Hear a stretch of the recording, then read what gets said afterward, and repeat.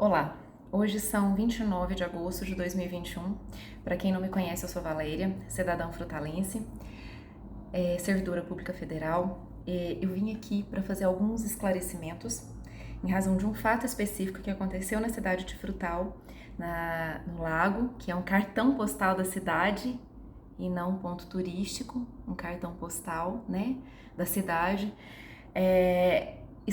Nós fomos fazer um passeio em família, aconteceu um fato envolvendo um político da cidade e, enfim, esse político deu a versão dele, apesar de ter uma filmagem que mostra de forma muito clara. Qualquer pessoa que tenha um mínimo de bom senso e que não tenha uma tendência a defender A ou B por ser favorável a esse A ou esse B, consegue discernir que, obviamente, houve um excesso absurdo por parte de alguém que ocupa um cargo público que deveria dar o exemplo de respeito, de urbanidade, principalmente diante de críticas, que isso é normal para quem ocupa um cargo público. Se a pessoa não tem a capacidade de lidar com críticas, se ela é agressiva, se ela parte para ofensas pessoais, então ela deveria repensar se ela está no local certo. Bom, eu estou aqui com o boletim de ocorrência que foi lavrado no dia 18 de agosto, para quem queira saber. Boletim de ocorrência número 2021, dígito 0398715228, dígito 001,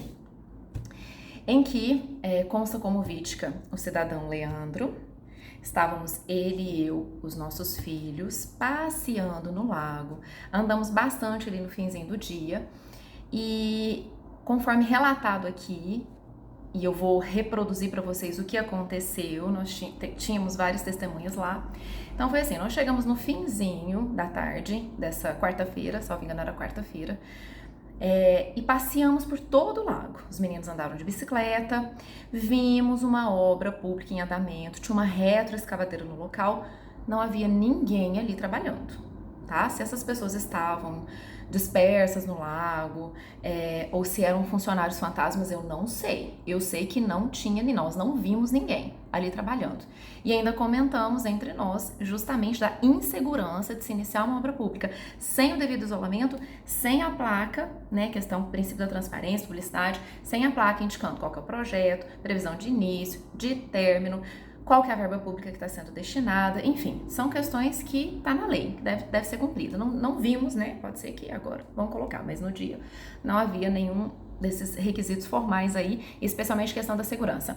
Passado um tempo, passeando, que nós fomos lá para passear, nós fomos até a região do parquinho, a noite caiu e o poste de iluminação central não acendeu, aí as crianças brincaram lá na areia no escuro. E aí foi onde nós fizemos a primeira foto, postamos nas redes sociais com a primeira crítica.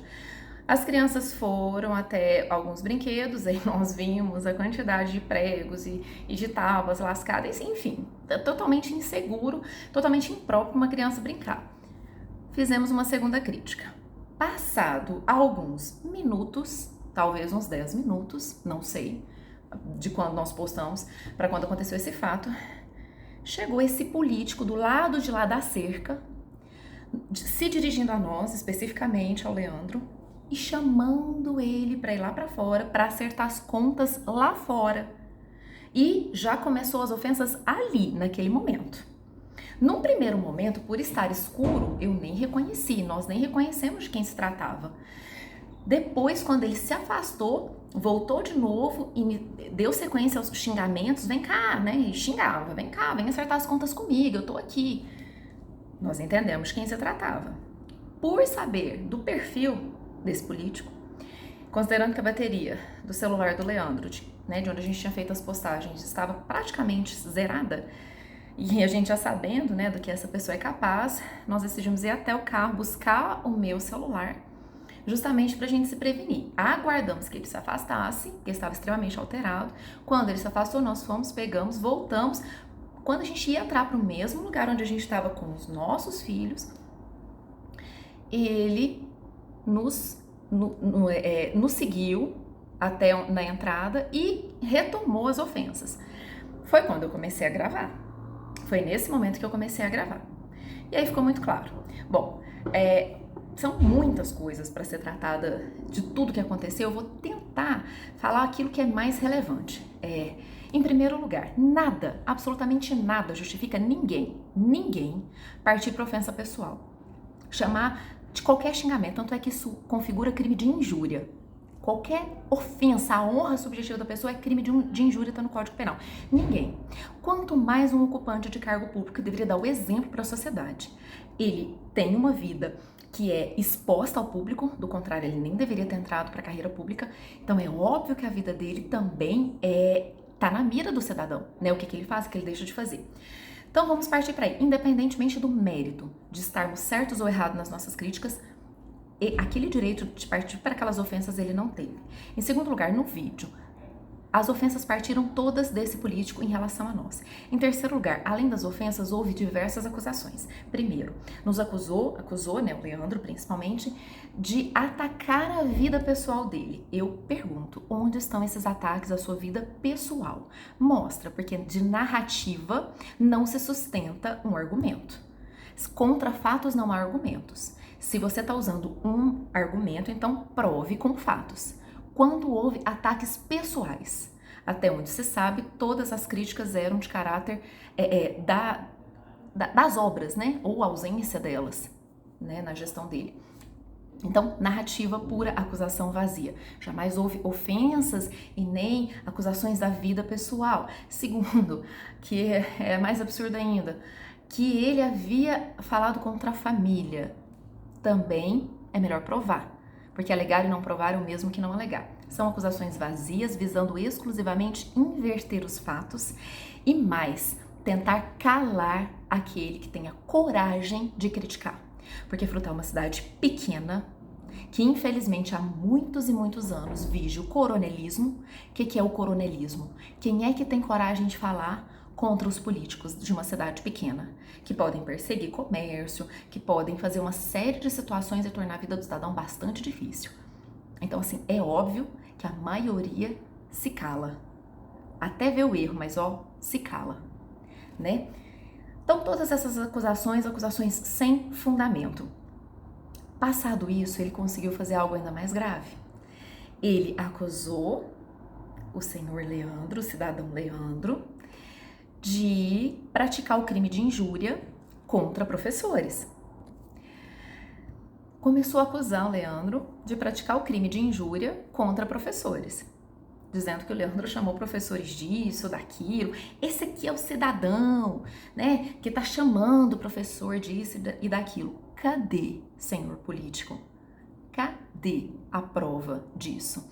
Porque narrativa, como eu já falei, não supera fato. Se ele chamou, cadê essa prova? Né? Não existe, não tem. Não bastasse isso, o que aconteceu 2 dias depois, na sexta-feira passada, dia 20, né? Dia 20, na live que esse político fez utilizando de uma página pública da prefeitura de Frutal, além de falar as coisas, né?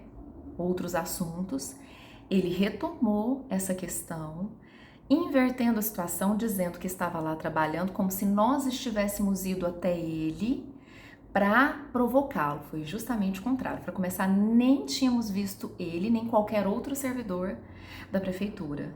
E nós fomos abordados por uma crítica que fizemos numa rede social, exercendo o nosso direito constitucional de liberdade de expressão, não anônima. Porque nós não fizemos nada de forma anônima. É tudo muito, né? Nós não temos perfis falsos, são perfis pessoais, inclusive, não são perfis que usamos, né?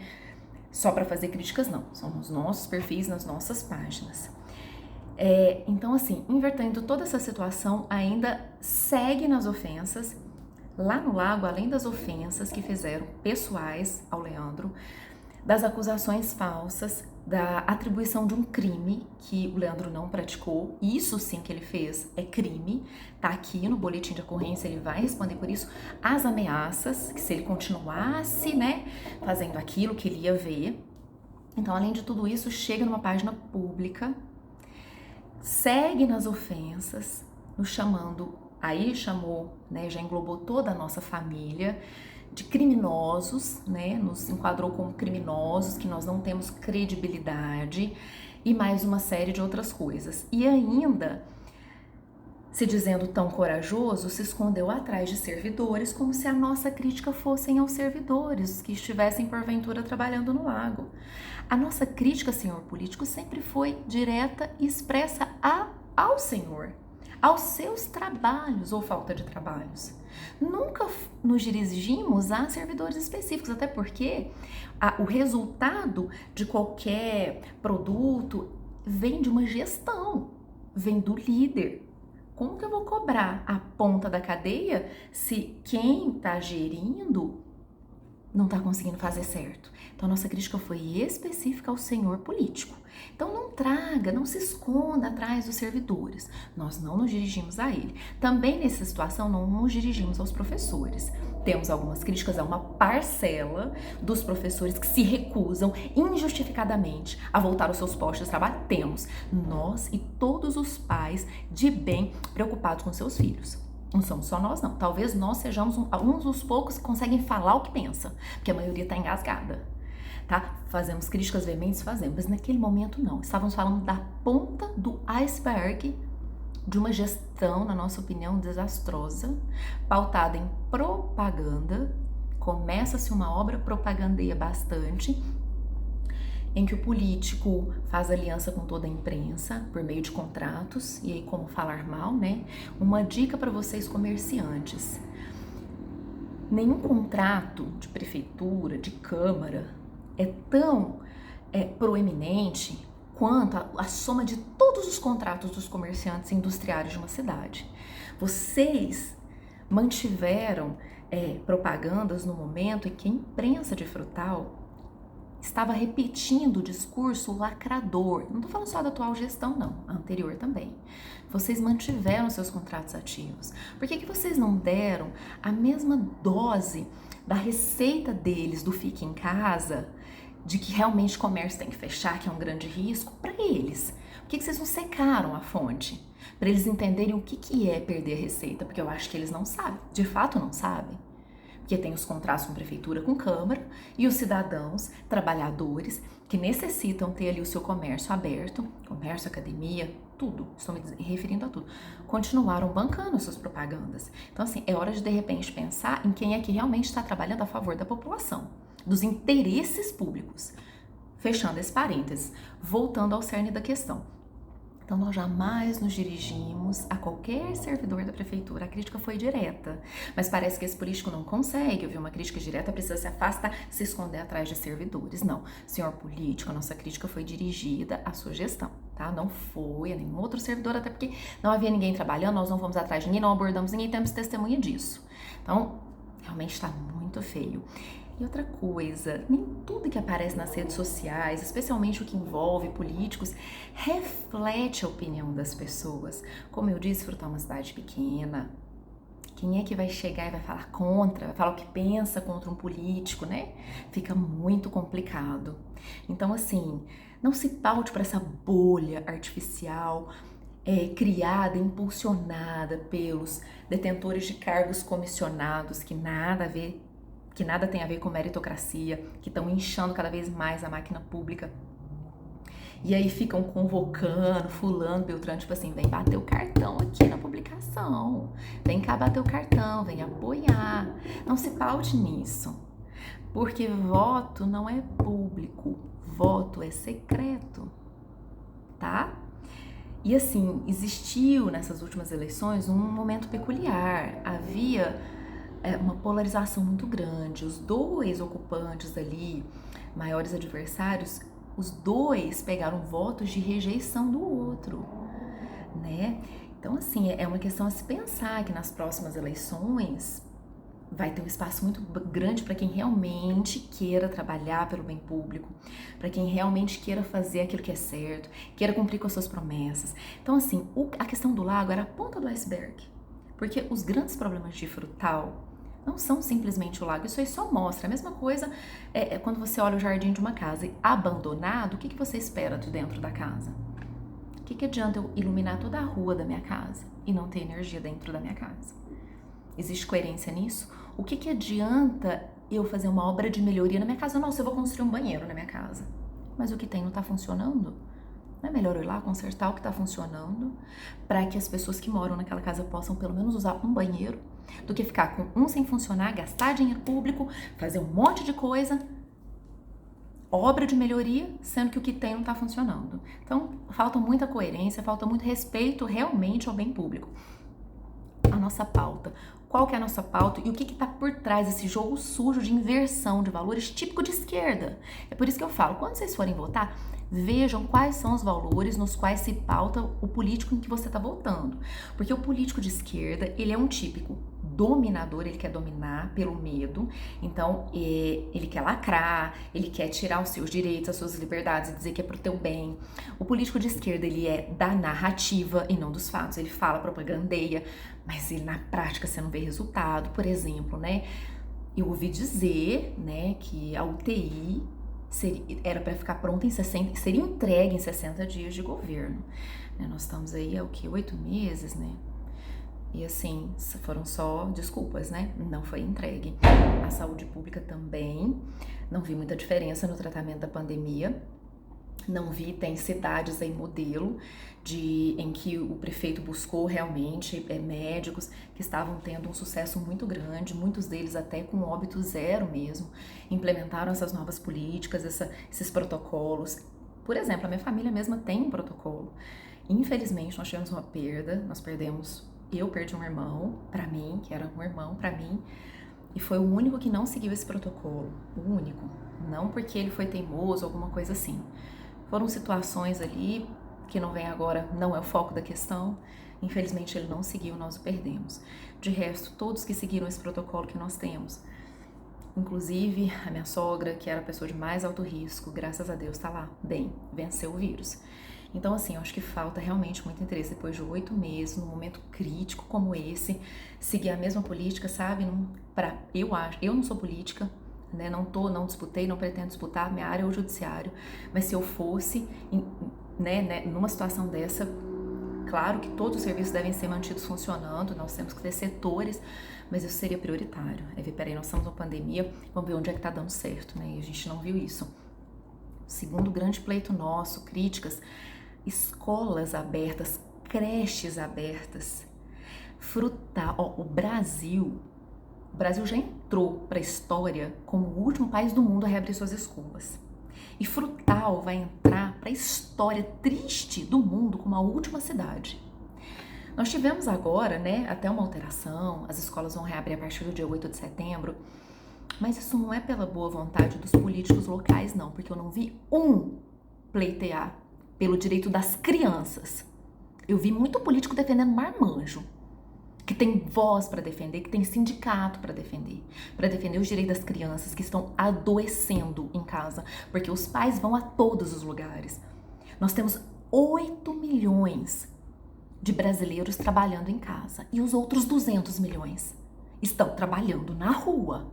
E essas crianças estão ficando com quem? Que não tem a creche e que não tem as escolas abertas. Elas estão ficando com estranhos, com terceiros, com vizinhos, com parentes. A escola e a creche era o local de segurança. Então é o que eu falo, escola é muito mais do que professor numa sala de aula, é importante extremamente. A interação dos alunos, aquele tete-a-tete ou ao vivo, extremamente importante. Professores sérios, comprometidos, estão sofrendo também com esse sistema, não estão suportando isso mais. Nossa crítica é aquela minoria barulhenta, típica esquerdista, que se acha uma classe superior, sim, porque enquanto todas as atividades do Brasil e do mundo, todas funcionam, caminhoneiro tá na estrada, todos estão trabalhando, médico não esperou vacina para atender ninguém com Covid, enfermeiro não esperou vacina, todas as atividades funcionando, mercados, tudo funcionando. É a única classe que age, classe não, parte, porque não são todos, e eu acho que nem são a maioria. Então, esses sindicalizados, envolvidos com um sindicato que presta mais desserviço, porque só está preocupado com direito e privilégio, não está preocupado em melhorar realmente a prestação do serviço, essa parte barulhenta, que quando o ano passado aqui em Minas, por exemplo, o governo disse vai voltar em setembro, moveu o sindicato, foi lá, liminar. Qual que é o juiz? Me fala qual que é o juiz que vai ter coragem de peitar? chegar e falar assim, não, vai abrir, pronto, acabou. E aí acontece alguma coisa, porque é claro que vai acontecer, gente, mas vai acontecer não é porque a escola tá aberta, é porque as pessoas estão circulando. Só que vai falar assim, não, pegou, foi na escola. Hoje já está provado que crianças, elas são contaminadas dos adultos, elas dificilmente contaminam o adulto. E teve gente que teve a crueldade de falar que os nossos filhos seriam os assassinos dos seus avós. Existe uma bênção sobre as nossas crianças que vocês não vão nunca entender nem poder explicar isso. Então elas sofrem muito pouco com o Covid, transmitem menos ainda. Muitas vezes quando são contaminadas, elas são contaminadas dos adultos. Então nunca foi pelas crianças, nunca foi pelos teus filhos, nunca foi pelos meus filhos. Sempre foi para razões outras, né? E eu deixo para a imaginação de cada um. As nossas pautas duras. E aí quando a gente é duro, é enfático, no meio de uma sociedade predominantemente hipócrita, aí ofende, né? Falar a verdade ofende. Falar que a única atividade que não voltou a funcionar ofende, né? Só que eu tenho muitos amigos professores que estão de saco cheio disso também, só que não podem falar. É a ditadura, né? É a ditadura da opinião única. Se você faz parte de uma classe e tem uma minoria barulhenta ali fomentando o erro, você tem que se calar, porque senão você é retalhado. Então, assim, nós entendemos, mas isso, acredito que no Brasil esteja com os dias contados, porque louvado seja Deus, que o povo está acordando, louvado seja Deus. Então, essas são as nossas pautas. Então, inverter as situações não vai resolver. Nós fizemos críticas veementes e outra coisa, esse político diz que não está nem um pouco arrependido de tudo que falou, de tudo que fez, da forma como fez. Tem uma chance ainda de voltar atrás, de se desculpar, de usar o mesmo veículo que usou, público, para se retratar. Acho muito difícil, mas de um jeito ou de outro, eu acredito na justiça terrena e principalmente na justiça de Deus. De um jeito ou de outro ele vai ter que se retratar, de um jeito ou de outro. E quem nos conhece sabe muito bem quem somos e o nível de credibilidade que temos, que de fato nem se compara com o desse político. Eu gostaria apenas de ler para a gente entender que o debate a respeito da reabertura das aulas é muito além de uma questão meramente política, tem a ver com ciência, tem a ver com o bem-estar dos nossos filhos. Como eu disse, escolhe muito mais professor na sala de aula, é a principal fonte de socialização das crianças, é segurança alimentar para muitas crianças, é local de proteção de violência doméstica. Então existe uma carta, se vocês podem pesquisar no Google, 1.200 médicos fizeram uma carta aberta no começo desse ano, nós já estamos no final de agosto, no começo desse ano, falando sobre os graves problemas, né, que vão para muito além do ostracismo intelectual a que nossas crianças foram condenadas. E eu vou ler apenas alguns trechinhos e vocês tirem as suas conclusões.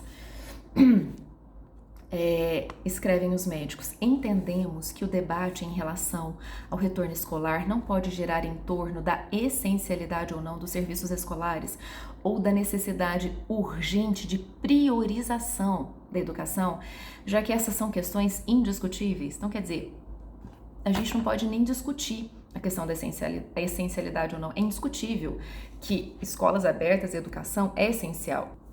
Escola é, sim, segue a carta, serviço essencial e educação é direito de todos e dever do Estado e da família, diante da Constituição.